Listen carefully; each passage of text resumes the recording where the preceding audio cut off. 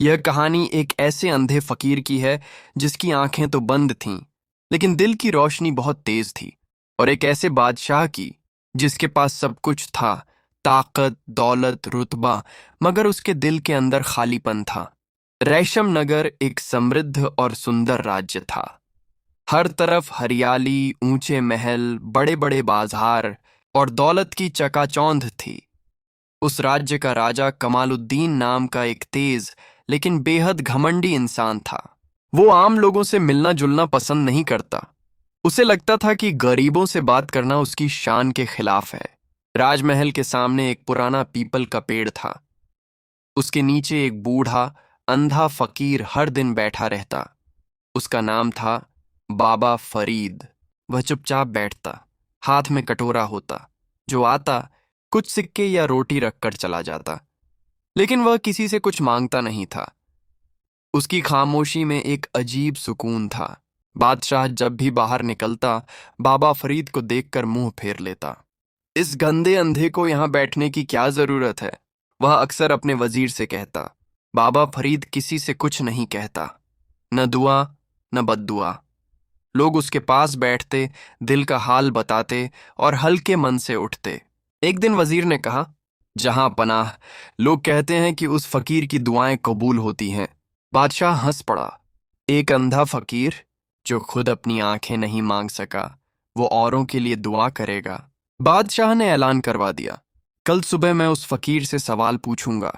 अगर जवाब न दे सका तो उसे शहर से बाहर कर दिया जाएगा। अगले दिन सारा शहर इकट्ठा हो गया। बाबा फरीद अपने पुराने अंदाज में पीपल के नीचे बैठा था। बादशाह अपने सैनिकों, वजीरों और दरबारियों के साथ बाहर आया। उसने ऊंची आवाज में कहा, ऐ अंधे फकीर, बता, लोग तुझसे इतना सुकून क्यों पाते हैं? तू अंधा है, गरीब है, गंदा है, फिर भी लोग तुझे संत क्यों मानते हैं? बाबा फरीद ने हल्की सी मुस्कान के साथ कहा, जहां अपना, मैं अंधा जरूर हूं, मगर दिल से देखता हूं। आप आंखों से तो देखते हैं, मगर दिल से नहीं। मैं लोगों की सुनता हूं, आप बस आदेश देते हैं। पूरे माहौल में सन्नाटा छा गया।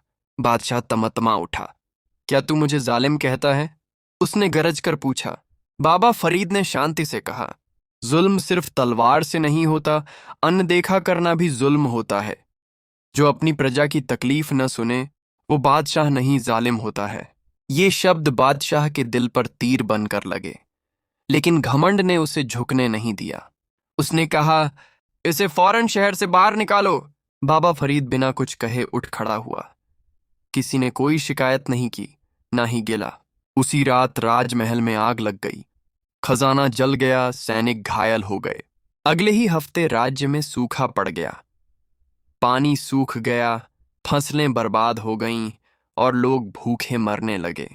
लोग कहने लगे, ये उसी फकीर की बद्दुआ का असर है। रातों को बादशाह बेचैन रहता।